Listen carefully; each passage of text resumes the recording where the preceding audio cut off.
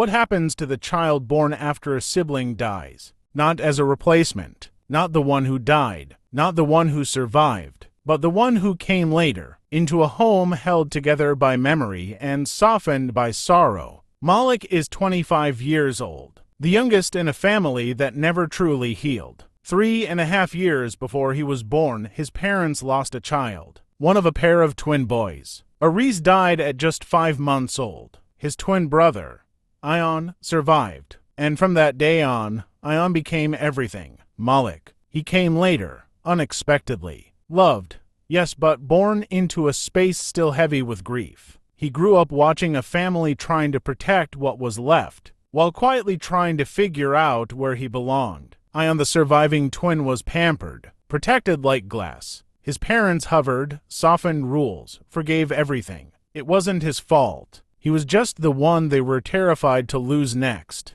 Malik watched it all. The soft tone they used with Ion, the second chances, the constant concern. But when it came to him, he was the strong one, the easy one, the one who didn't need much. So he stopped needing, or at least, pretending not to. Malik was the good son, but at what cost? Malik learned to stay quiet, not because he didn't feel, but because there was already so much feeling in the house. He thought, if I stay out of the way, maybe things won't fall apart again. He became helpful, low maintenance, and emotionally invisible, because the grief that wasn't his somehow still belonged to him. He never felt like a mistake, but he did wonder, would I be here if Aris had lived? Now at 25, Malik is starting to unravel the story he was handed, a story that began before he was born. He's realizing that he doesn't have to shrink to be loved. He's allowed to need, to speak, to exist fully. He's not a backup plan,